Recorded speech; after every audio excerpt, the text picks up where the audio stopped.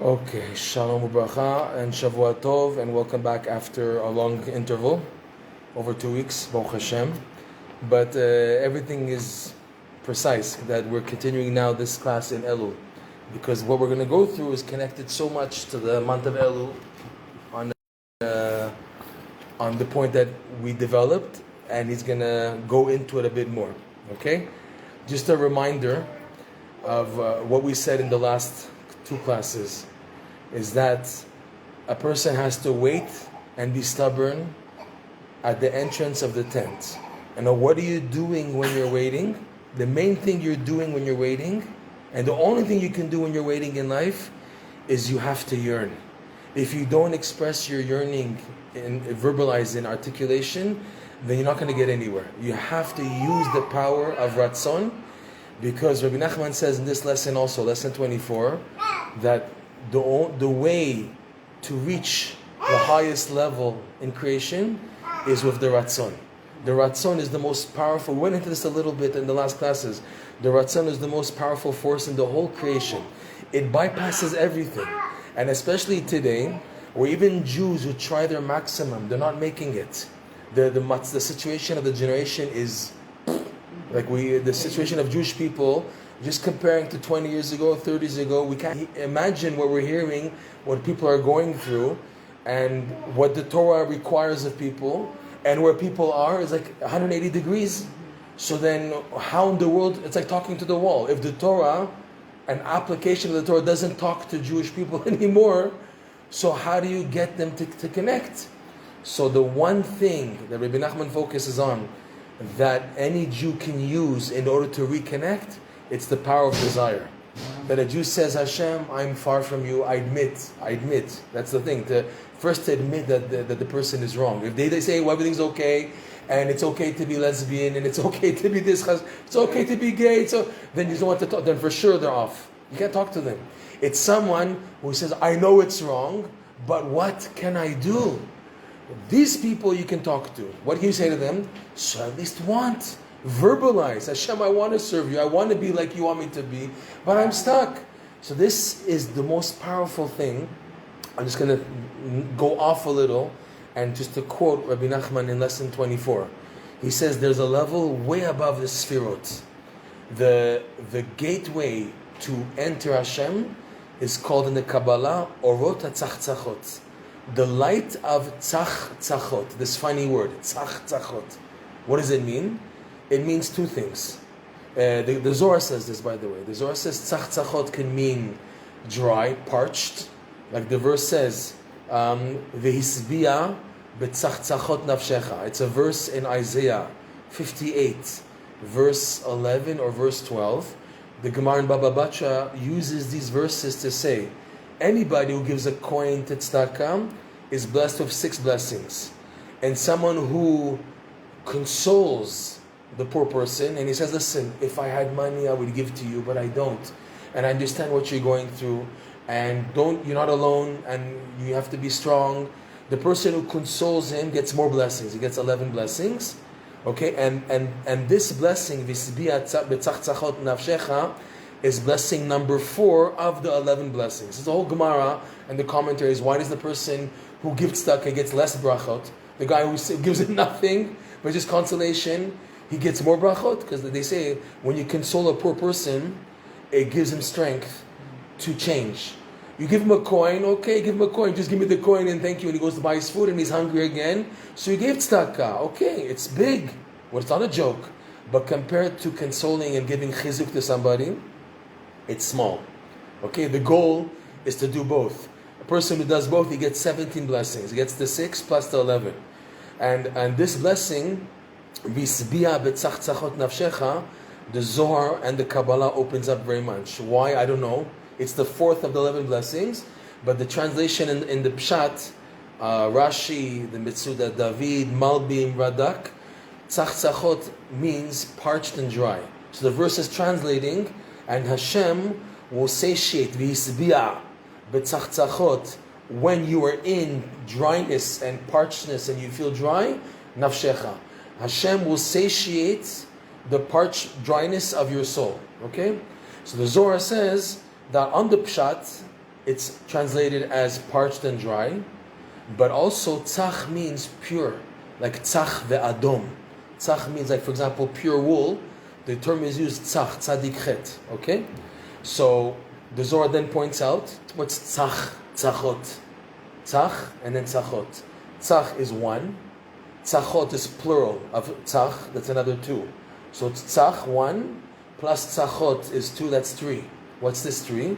The Zohar says that these light of tzachot are above the nefesh, ruach, and neshama. That's the three. Tzachot is 1, 2, 3. Above nefesh, ruach, neshama. What's above nefesh, ruach, neshama? The infinite light. Infinite light is like what we're talking about all the time. Clarity. Getting clarity in life, getting consolation, knowing I'm on the right track, know I'm doing the right thing, even with all the setbacks and everything trying to make me frustrated and confused and crazy and upside down. I just want Hashem some light to show me that I'm doing the right thing or not, and to show me clarity. So that's the idea of Orot Tzachot. It's above the Sfirot. Meaning what? Sfirot is based on your effort. No pain, no gain.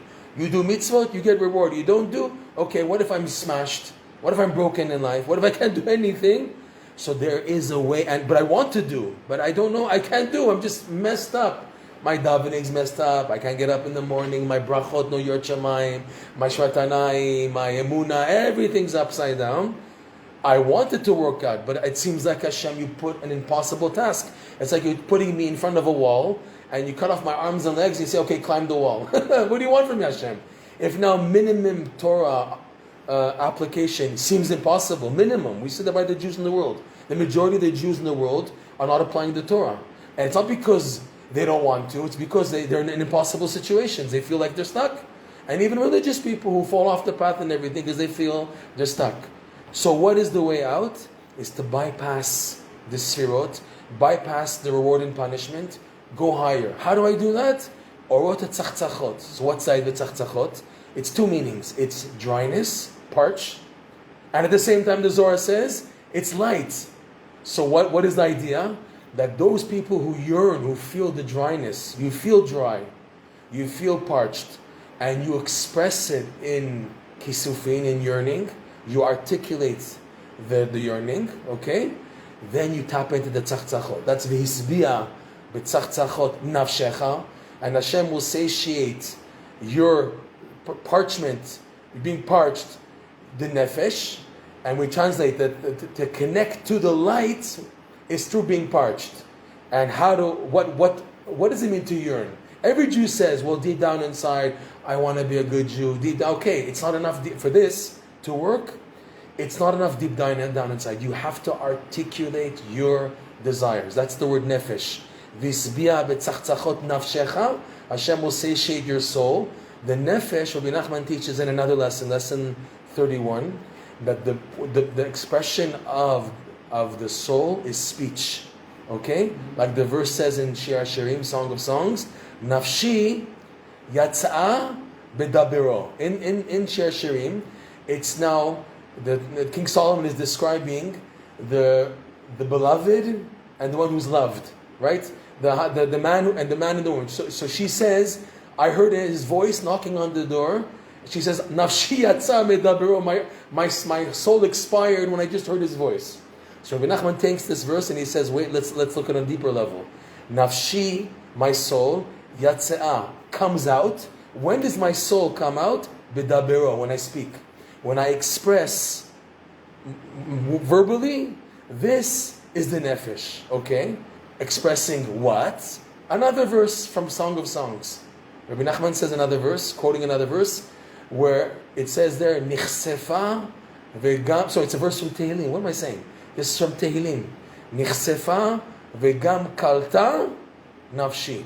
King David is saying, or it's Lamnatzeach alagitit livnei Korach. The sons of Korach are saying this chapter. I think it's 90 something. No, it's 80 or 70 something.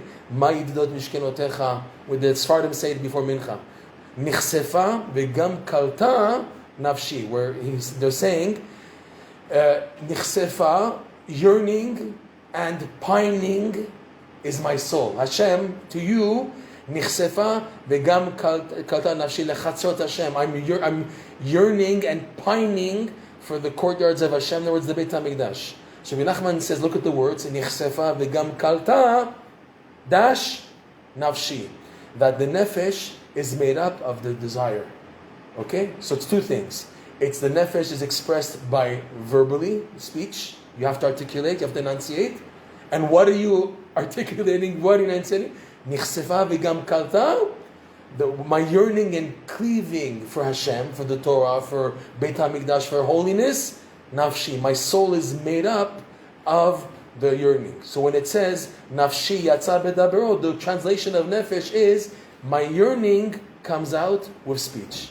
Okay? So Rabbi Nachman teaches, if now, when you get bounced back in life, like we spoke about many times already, what do you do then? You're being pushed back, but your yearning is still there, and you express it. It's Hashem, I know I'm so low, I'm so far, I've sinned X, Y, Z, but I still want to be a good Jew, I still want to come back to you, I don't want this Hashem.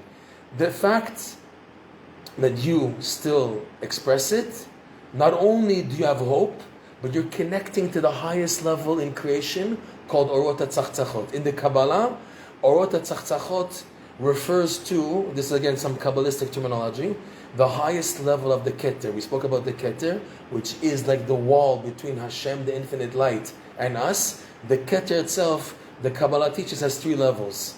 There's what's called, if I remember properly, there's Atik, Arich Anpin, and Adam Kadmon. These are deep terms, I'm not going to go into them. But Adam Kadmon means the primordial man. What does that mean, Adam Kadmon?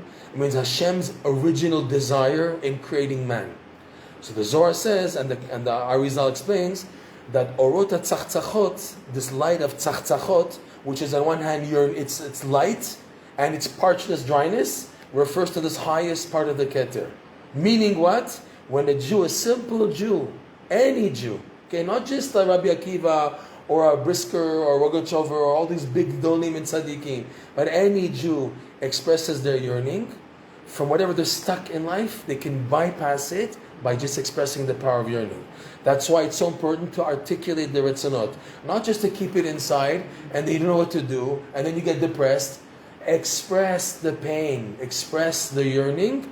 This taps into the Orot HaTzachtzachot, okay? With this in mind, because Reb Noson is assuming we know these things, because he's writing to his son from the discourse he was writing at the time, which again is the laws of marriage, Hilchot Ishut, based on the discourse number 4, based on lesson 24, and this chidush that he gave of Avram Avinu at the entrance of the tent, okay, and he's being heated up, and he's sitting at the entrance waiting for them to open the door. And what is he doing in the meantime? You can't just say, okay, he's doing nothing, and he's being purged from the heat of the sun, which is the ta'avot, and the distractions, and all the obstacles and suffering in life. And he's doing nothing when he's shutting up, that's it. No, it's not like that. He's doing something. What is he doing? He's yearning. He's yearning, okay? He's yearning. The Jew is yearning, Hashem, I want back in. Even if I haven't yet been allowed to enter, that's the case here. The door is closed, I can't even go in. So what can I do now? All I can do is to yearn. And yearning not in the heart, to articulate, to express by the mouth. Because if you don't articulate, the desire doesn't go out from what's called mikoach el hapoal, from potential to actual. The only way to actualize your accomplishments is you have to articulate the desire for them. If you don't articulate the desire for them, you're never going to get anywhere in life. If you don't tell Hashem, Hashem, I want to be a good Jew, you don't tell him that, you're not going to move in life. You're not going to move in life. I have a friend in Toronto who had a messed up life. He got divorced, non-religious wife, and the kids in public school. And he always tells his kids, and the kids are not religious, he says, you have to remember that you're a Jew. No matter what, you're a Jew. And you tell Hashem that you're a Jew. And you keep that. And I can't believe it. 20 years later, 30 years later, his kids also, they're not religious, but they have that in their heart. They have values. They have hashkafic values that they want to become better. They want to change. I want to be a good Jew. Whatever. In their world of hockey and whatever. Okay, I'm not saying hockey is bad. But I'm just saying in the world that they're trapped in. But he trained them to express. And little by little, they're waking up, Baruch Hashem. That's the power of desire, of ratson, okay? And we also, it's hinted too in the davening every day. Right before Modin, we say in the bracha, right, Hatov Shimcha, sorry, Hamachazir Shechinato Letzion, Modim Anachnu Lach. So in that bracha we say what? Utehi leratzon tamid avodat Yisrael amecha. Utehi leratzon, and it should be transformed to ratson, always avodat Yisrael amecha, which means that the ratson, the desire of a Jew, is considered also an avodah. Normally there's mitzvot. You have to put on tefillin, you have to keep Shabbat, it's practical. But here, there's another level, that when you're stuck, you want to do, but you feel like you can't. So there's an avodah which is so high, it's also a service, and it's ratson. When a Jew has a ratson and he expresses it, it's considered as an avodah. And it's such a high avodah, it taps into these orot tzachtzachot, these highlights, which allow you to have access to the infinite light. Which means clarity, how to get out. You're stuck, you know what to do. So you express the ratzonot, the desires, and the desires open up the infinite light. That's what's called orot tzachtzachot. The orot, the light needed in life, and you get to them due to tzachtzachot, this yearning, feeling parched, feeling dry. Hashem, I'm so messed up, I'm so far from you. And you express it, that's how you connect, okay? So with all this in mind, let's see how Reb Noson now we want to finish this letter finally. Letter 32 in Reb Noson's letters, Alim LiTerufah. Okay, the last paragraph. So he says like this. After all that he said, all these ideas that a person has to be super stubborn and not to fall off. And again, the key to being stubborn is you have to express your ratson. He didn't say it here. Let's see if he's going to bring it up in the coming paragraph. And if not, he talks about it in more depth in the Kutei Halachot, Ishut, the discourse 4, paragraph 19. That's where he talks about this Avram Avinu and the entrance to the tent from Parshat Vayera. Ve'yeter mizeh mevuar etzli ba'arichut yoter. More than I mentioned to you in this letter, my son, Rabbi Yitzchak, more than this is expressed and explained by me in his manuscript with much more length and depth. Arichut yoter explains it better. Okay, and he says like this, Reb Noson to his son. Look what a real father is like. He's a real father of Noson. Okay? ובימים הללו, בכל מה שעובר עליי, או מה שאני שומע ממך וכיוצא בך, and in these days that we're going through now, this is 1830, right? And we're going to see soon they're going to be hit with a cholera epidemic coming up. And it was just beginning. He says, in these days, and it's right after Simchat Torah, it's Parshat Lech Lecha, we said. Parshat Lech Lecha. Sorry, Parshat Chai Sarah, sorry. So in these days, through everything that I'm going through, that I'm passing through, or what I hear from you, what you're going through, my son, in the letters, and other people like you, because Reb Noson was like the kotel. People would come to him with all their problems, because that's what Breslovers needed Reb Noson for. They needed encouragement and chizuk. I need chizuk, give me a word. Just today I got like a letter from a guy, and he said he got fired. He knows it was his fault. He was very lax in the job. He was making a lot of mistakes, and he writes, I know it's my fault, everything, but I just want to hear some chizuk. He knows what the problem is. He admits. He said, but I still need some chizuk. So people need chizuk. So Rav Noson, being Rav Noson, being the light of Rabbi Nachman, shining the light, the candle, the torch of Rabbi Nachman in his lifetime, and even afterwards. So people came to him with all that they're going through, everything that people were going through. So he said, and in these days, through everything that I'm going through, or what you're going through, or other people similar, how do I console, how do I resolve the problems? Ani nizkar bechol pa'am, v'hu yoshev petach ha'ohel v'chule kanizkar le'el. I remind myself every time this chidush that we mentioned, that Avram Avinu is sitting at the entrance of the tent, etc. Like we said, that the Jew doesn't budge. If the door is closed, they push you back from heaven. They're not letting you advance. You don't say, okay, so it's not for me. Okay, they don't want me. Okay, it's over. No.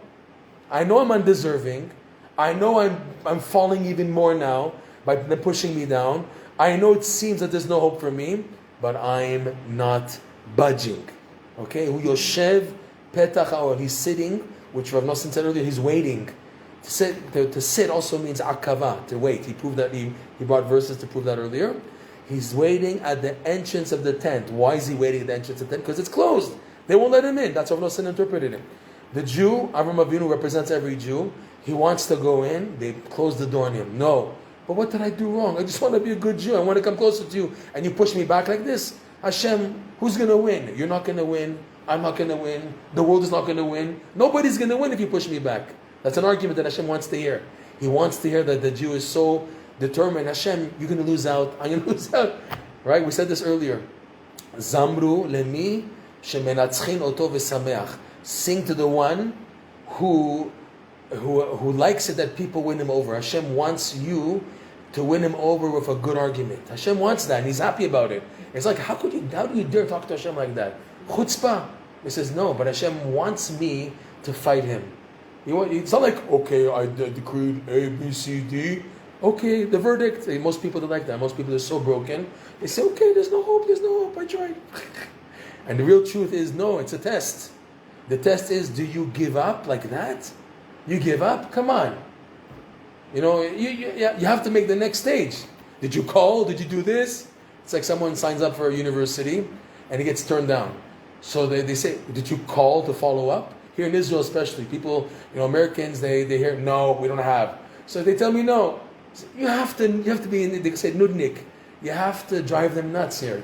If you don't drive them nuts, you won't get anywhere. You have to call back, say, no, I don't accept this. I'm not leaving until I get my service. You try to get service here, and they say, sorry, we don't have it, I can't help you, and they hang up on you. What is this?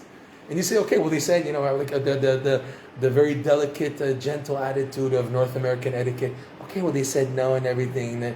So I guess says no. No, you got to call again and say, look, I'm paying for this and that. I need help. What is this? Okay, well, I'll see if there's an opening. I once had to call. I think I mentioned it, and they gave me an appointment for 2 months. I said, 2 months, I have pain. I said, like a tooth. I have pain now, what? I said, oh, okay. I have here next week right over here. If you don't nudge, you won't get anywhere. That's a Jewish quality, and Reb Noson says that's what's required also in Yiddishkeit. If you don't nudge, you won't get anywhere. But our nudging is even when the door is slammed, a solid iron door closed, and like you heard all the bolts and all the locks, 20,000 bolts and locks. What are we taught to do? You stay there and you start yearning, and you start expressing the yearning. Hu yoshev petach ha'ohel. He's sitting, waiting at the entrance of the tent. So Reb Noson says again, I remind myself every time this teaching, because really it's a powerful teaching. If you think about it, if you can use this to remember this when being tested in life, it's like a gift. Okay? And he says, V'afal pi shakilyon einayim kashe meod, and even though the anticipation and just waiting for it to happen is so painful, kilyon einayim kashe meod. I know of a lady in Breslov, for 18 years she didn't have kids. 18 years of marriage, no kids. Okay, and she says it was a killer because she sees all the mothers with the baby carriages and her nothing. Okay, nothing's happening, nothing's moving. And then they started after 10 years doing treatment. And then right in the middle of the treatment, her husband was killed by an Arab attack. Okay, so he was in the middle, they couldn't even get to see where it's going. So 10 years like that. And then she remarried, and again, no children. And then after only 8 years, after those 10 years, she was blessed with twins. Okay? Yeah. So 18 years, and she said, I don't bless anybody that. So Reb Noson saying, kilyon einayim is not like when you're just in pain, you want to get somewhere, and the door's closed, and in the meantime, you see the people making it, so you feel even worse. You feel even worse about yourself. He made it, she made it, he made it. Oh, don't look at other people. Okay, you're telling us don't look at people, but you're in pain. And Hashem knows what you're going through. Hashem, lo tachmod, you don't want me to envy the other person, but you make me suffer.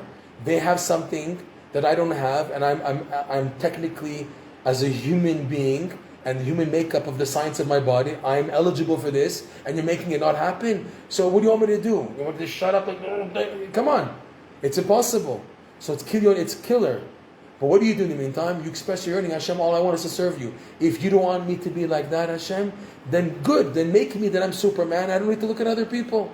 It's like the guy I told you, there was a breslover who used to walk every day. He was so poor, he couldn't afford a horse or a mule or a donkey or a wagon from back then, over 100 years ago, from Tzad to Meron. So we'd walk by foot from Tzad to Meron. It's like 2.5 hour walk, a nice walk. And he was so poor, he couldn't afford a new pair of shoes, and his shoes were totally destroyed. So he said, Hashem, or give me new shoes, or give me the brain that I don't need new shoes, But to be sad and to fret, no one's going to gain, Hashem. I'm not going to gain, you're not going to gain. Okay, and Hashem helped the guy in the end. Hashem sent him the new shoes. But that's an attitude. You say, Hashem, you don't want me to have kids?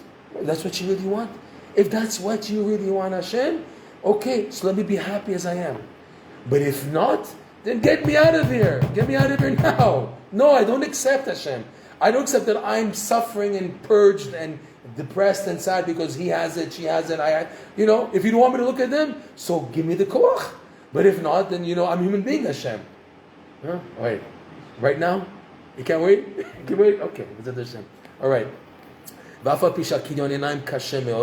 And even though the waiting and the kilyon inaim means like your eyes are finishing off.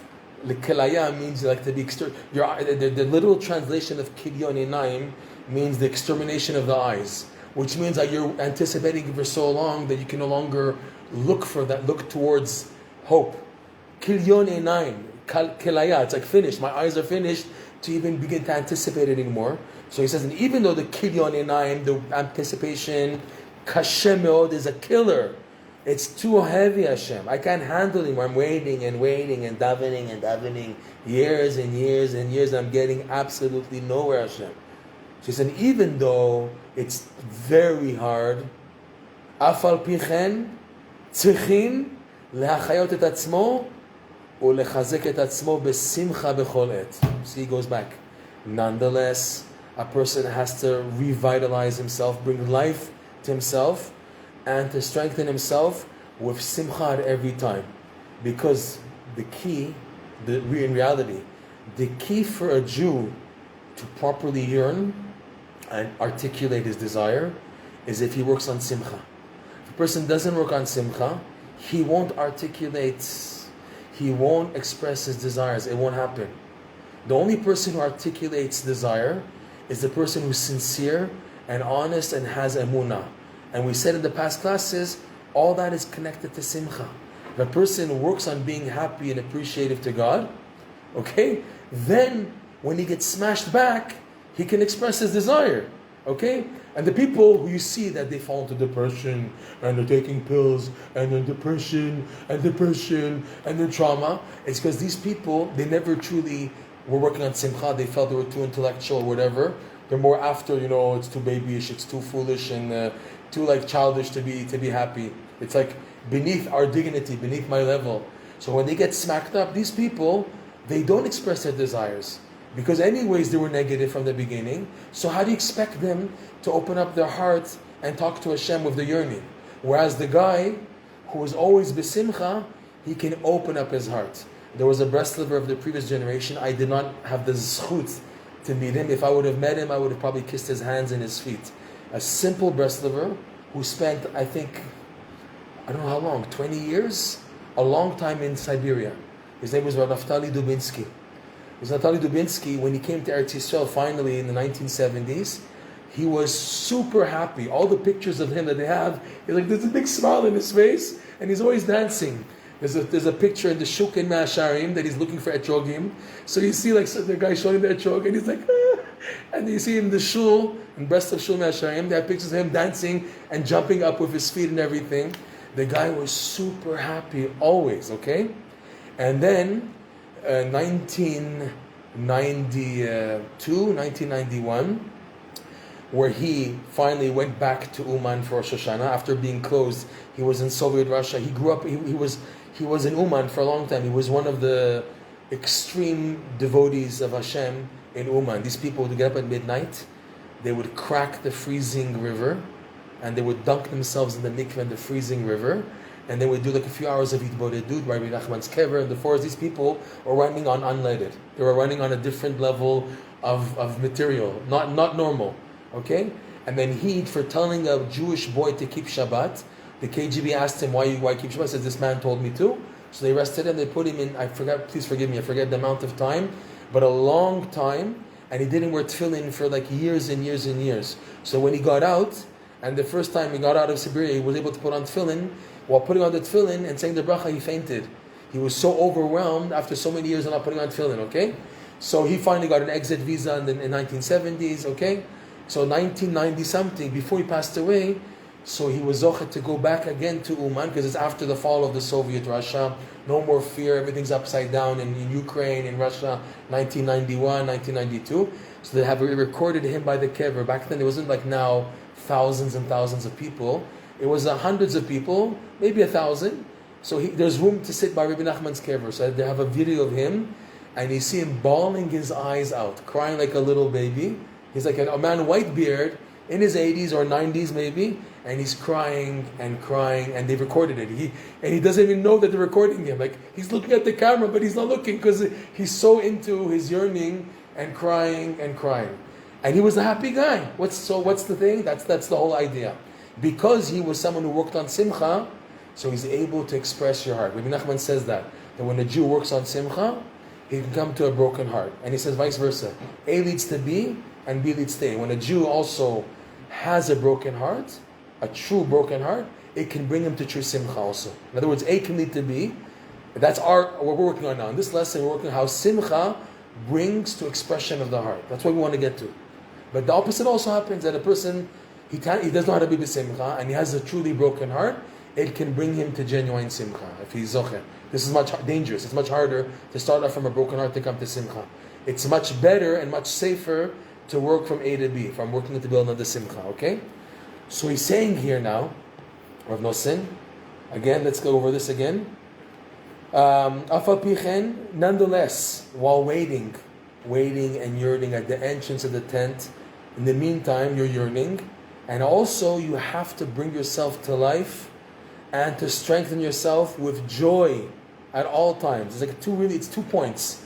The joy, he didn't mention in all the ratsonot that we spoke about. It's mentioned in the lesson by passing. If you don't see it, if you don't pay attention, you won't see it. But in the lesson, he goes into the tzachtzachot, which is the idea of the yearning. But the key for that to happen is simcha. So for this reason, it looks like Reb Noson is emphasizing more than anything else, simcha. Because the key to have ratzonot and kisufim, desire, is simcha. Okay? So he's saying, therefore the key, the foundation is that a Jew has to bring himself to life with joy at all times, to work on it, to kill yourself for it. It's difficult, but this has to be the goal. And he says again, Al pi hadvachim shehiziranu Adonenu Morenu V'Rabbeinu Zal, based on the pathways, the drachim, in which Rabbi Nachman, our master, our Rebbe, Rabbi Nachman of blessed memory, warned us, which are the Fabulous Five. Fabulous Five, telling jokes. Okay, I have a new joke to tell you guys. Ready for the new joke? It's a Yiddish joke though. In Yiddish, every new addition to the family begins with the letter Shin. For example, Schwiger, Schwoger, Schwer. Schwer is a father-in-law. Schwiger is a mother-in-law. Schwoger is a brother-in-law. The only one that doesn't start with a Shin is a son-in-law. A son-in-law in Yiddish is called Eidim. Eidim. Ayin, Dalet, Yud, Mem. Now, why does it begin with a Shin? Because if it was Shadim, you bring in demons. Shadim is demon. You bring in demons. You don't want to bring in a demon into your family. You want to bring a son-in-law. So it's not Shadim, it's Eidim. Okay, it was a funny joke at the time. Okay? When I told it over, you have to tell it over to the right people. People who don't know Yiddish, they won't get it, whatever. Okay? So number one is telling jokes, acting silly. Number two is put on music, dance. Just because you're home alone doesn't mean you have to be sad. Put on music, okay, and dance and clap, okay? Number three is a zamra, find the good points. Number four is to give thanks to Hashem. Finding good points and giving thanks are not necessarily the same. Finding a good point is finding, wow, good, and giving thanks over the good point and over all the good that Hashem gave to you. So it's two separate things. Sometimes you already have good points that you know about. you have to give thanks. And sometimes you can't even find the good points, you have to look for the good points. And number 5, to look at the far future, that in the end, everything's going to work out. Everything's going to work out. All these evil people in the world who are just promoting evil, and they're driving us nuts. Free Palestine, all the politics happening, all the crazy things, and they make you feel bad. You feel disgusted, like there's no more normal people, and the woke people, and the people who are doing things against the Torah, and they're justifying it. It's okay, which is clear like the generation of the flood. Okay, so we know that in the end they're all going to pay for it. You stupid people, when you die, you're going to pay for it. What? You're that stupid? Are you that stupid that you don't know? You try to do what you want in this life, and then you're buried, and then what? It's over. Okay, prove to me that it's over. And what if it's not over? They say, well, there's no afterlife. They're atheists. Okay, so poor atheist, idiot, doorknob, knucklehead, whatever you want to call him. When you're in the grave, according to you, it's 50-50. It could be nothing, and it could be something. And if it's something, you are in trouble, man. You Hitlers, you Nazis, you guys, you Nebuchadnezzars, you Haman guys, you don't think you're going to pay? You stupid Arab. Oh, we kill one Jew, 10,000 virgins in heaven. Are you that stupid? You kill somebody and you justify, we have to kill them. And then you're wrong. What if you're wrong? No, we're not wrong. You do evil to somebody else, which even is in your religion, in the Islam religion, you don't do bad to other people. They also promote, they say to do, here, kill, you don't see that as a contradiction. No, there's no contradiction. Airheads, people are stupid. They're going to pay the price. So this is our simcha, that in the end, we have the last laugh. Vatischak leyom acharon. We have the last laugh. You guys can hurt the Jews and everything. We still can exist. We continue to exist. And when Mashiach comes, you guys are all going to pay. So we laugh. You try to hurt us. You try to cut off the beards. You try to do this, like the Holocaust picture of the Nazi cutting off the Jew's white beard. And he's smiling at the Nazi. Why is he smiling? Because he had such emunah that in the end you're going to pay for it.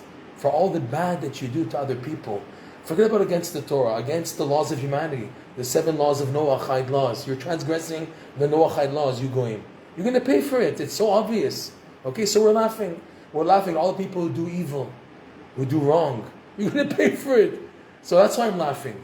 And also me, all the things that I'm going through. In the end, Hashem is going to reward me for all the effort that I put in, even though I don't see any results in my lifetime. In the end, I'm going to get paid. Every mitzvah I did is eternal. It's never lost. The 25 cents that I put in the Chabad Pushka in 1978 on 770, that 25 cents is eternal. That's it. When I go up to heaven, it's there, and it's stuck there forever. The tefillin I put at my bar mitzvah, even though you didn't put it 20 years later, it's there. Okay? The bracha. Okay, what's the bracha on this chicken? And that's the only bracha the guy said in his life. Okay, it's etched. It's forever. Okay, it's not lost. And that's what's going to fuel the person, B'ezrat Hashem. The little bit of good that he did. So, the fabulous 5 that Rabbi Nachman gives on being happy. Okay? So he says, Al pi haduachim, you have to mechazik yourself to be happy. If 1 doesn't work, so try 2. If 2 doesn't work, try 3. Door number 4, door number 5, but you alternate in figuring out what is the key now that I can be b'simcha. In the main, it works out. Even if you tried all 5 and you say I can't be happy, all of a sudden Hashem sends you somebody and he knocks on the door and tells you like a joke. He says, Hashem sent you. I've been trying to be happy, it's not working. All of a sudden I get this phone call from a friend, or I see on WhatsApp or Facebook a funny joke, and I just can't stop cracking up. Ha ha ha ha. That was divinely sent because I was looking for it. Okay, so al pi hadrachim sheziranu Adonenu Morenu Rabbeinu Zal, ubifrat shebetoch kach oskim ktsat betorah utfila or mitzvot asher hem chayinu v'simchatenu. And in particular, while you're waiting for them to open the door for you, you're waiting for a breakthrough in life. You're waiting for salvation. So you're not doing nothing. Okay, you're pushed back, you're low, but there's 2 things that a Jew can always do to revitalize himself. And he's saying, while being happy, you can also do the following. He says, in particular, we have what to be happy about and what to hope for.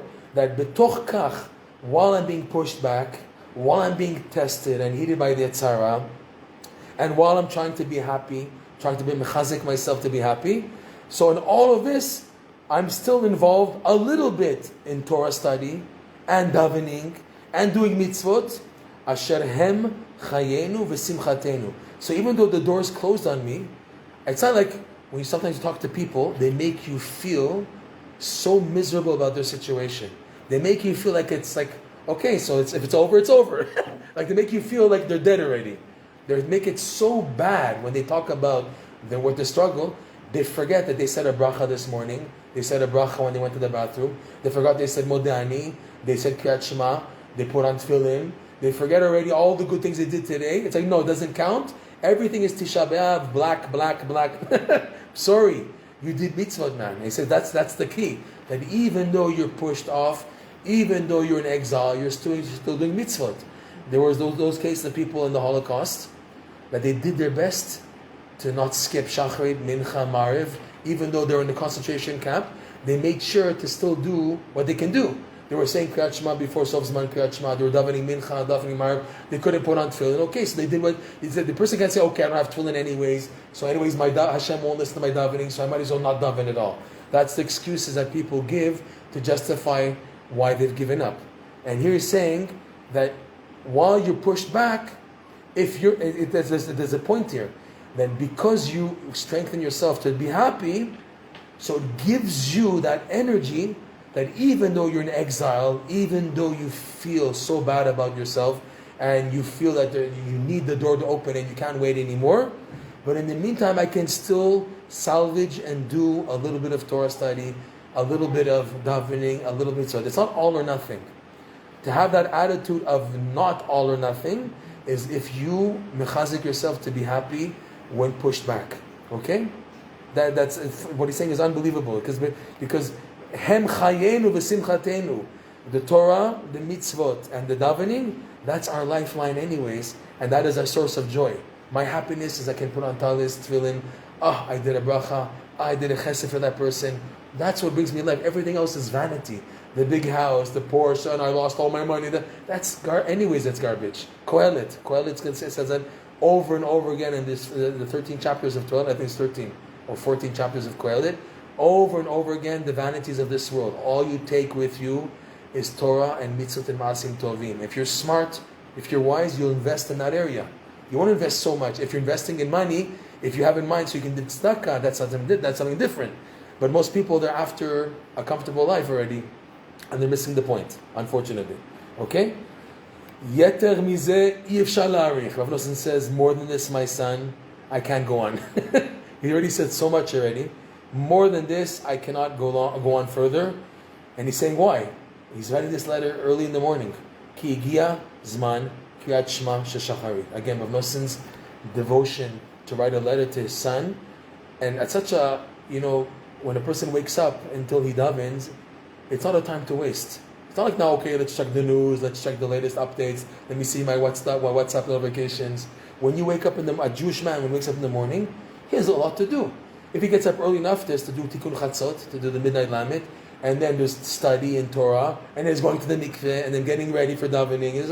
There's a lot to do. Okay, there's a lot to do. And Reb Noson took from that time to write this letter to his son, to show you that it's greater, a mitzvah that I can do for someone else at this time, it's as great, it's even greater. If I can give my time for somebody else, I used to work for fundraising memberships I used to do for the BRI and also once for Chut Chesed. So I calculated the best time to talk to people is after midnight here. So I would get up at midnight, and with the push to get up was I'm going to call people from all over the world excuse me, and I'm going to ask them how they discovered Rabbi Nachman. And I heard the most amazing stories. And when I told anybody I'm calling from Breslov, they flipped out. What? You're calling from, and then from Jerusalem? You're calling from Yerushalayim? Oh my God. A guy in the middle of Kentucky or Alabama or Alaska, and they ordered a book, like maybe 4 months ago, a Breslov book online. And then they get a phone call about Breslov, from Breslov, and then from Eretz Yisrael. People almost fell off the rocker when they heard that. You're from Israel, you're calling, oh my God. So to give time to get people enthusiastic. Okay, Baruch Hashem memberships came in, it was nice. That was also nice, because they appreciate that. But the timing is so special after midnight to give that time for these people, because by me it's a holy time. It's after midnight, it's et ratson. For them it's whatever, it's the middle of at the beginning of the night, at the late afternoon, whatever, okay? But that part of what I'm doing, giving of my blood, I could be learning now. I could be doing hitbodedut. I could do my own devotions, but give that time to give for other people, knowing they will appreciate it, and knowing the quality of what I'm giving to them now is the best quality that I can do from my side. So, just saying, Reb Noson was able to give to his son at such an important time that he could have reserved it for himself. He could say, no, not now. I have to do my personal devotion, my personal hitbodedut. He pushed aside to put time to write a letter to his son at a very special time. It says in the Ben Ish Chai brings it down, quoting the Arizal, that the most quality time for Torah study is after midnight. The Rambam says, quoting the Gemara, the nights were created to learn Torah. Which part of the night? After midnight. After midnight is the greatest time for Torah study. And Friday night, on a Shabbat night, is super duper high. Reb Noson said that the devotions of a Friday night in the winter, where it's long, is like Kol Nidre night, like the night of Yom Kippur. That's why it's so big, even for women, to get up after midnight and to be involved in Torah study, hitbodedut, whatever. It's Gan Eden. Someone who's never tasted it, they think you're nuts. I'm in the middle of sleeping now. You want to get up? Taste it, and you'll see it's a different world. And we're not talking about staying up. There's a thing to get up, to go to sleep, to break the sleep and to wake up, to experience that type of chatzot. It's like millions of worlds different than someone who just stays up all night and goes into midnight. It's a different taste. It's a different experience. So Reb Noson was someone who did get up for chatzot. Even when his kids were small, he would sometimes go to bed late and wake up an hour later for chatzot. Even though he was exhausted, he would do it. He would kill himself. He was able to do it. Baruch Hashem. He was a soldier. Most people can't do that. But that time is Gan Eden.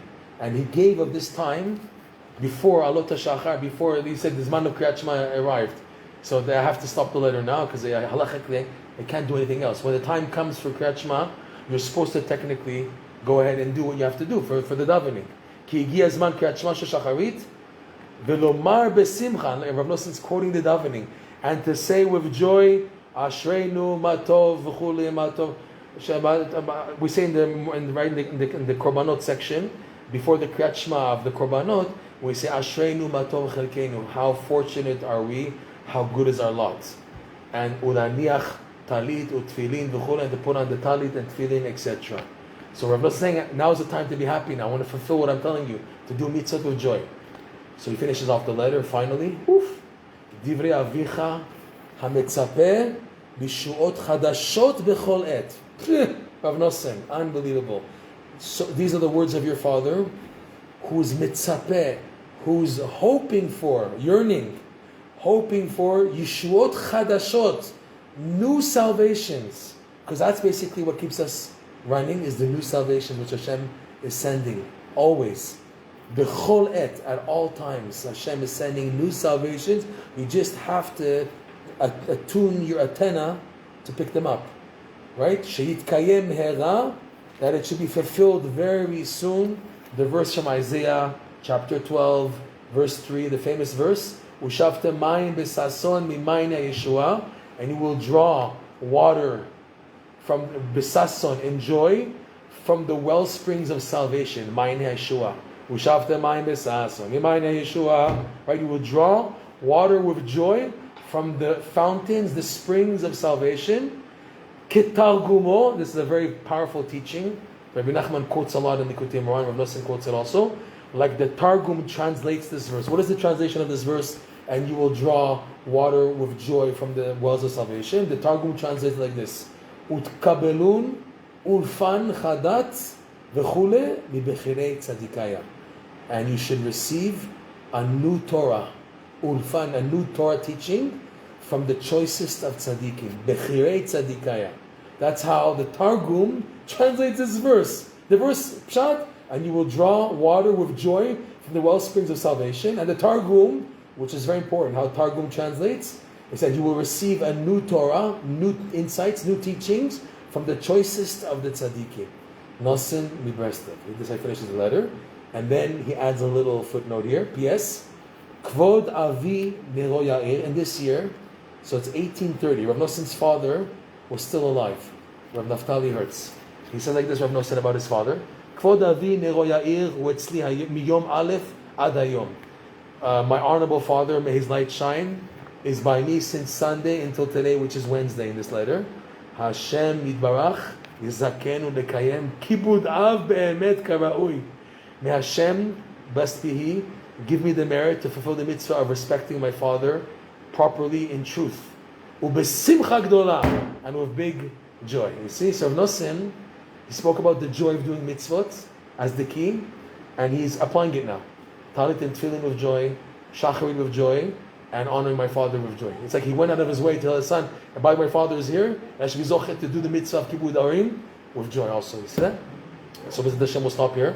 We finished letter 32, and then we have one more letter, 33, which is his transition, Reb Noson, from this lesson into another lesson that he goes into, from lesson 24 to lesson 65. So it'll be a whole new thing, B'ezrat Hashem, and then we'll go on to another part of Reb Noson's life on a different discourse. Thank you for joining. There's one person here who wrote something, but it's a question. Just to clarify, if I may, regarding comforting the poor and the blessings, does that also constitute emotionally poor? Let's say emotionally poor. And the blessings, does that also constitute emotionally poor and downtrodden, etc.? I think it applies to anything. This applies to everything in life. B'ezrat Hashem. Okay, thank you for joining. Shalom, shalom.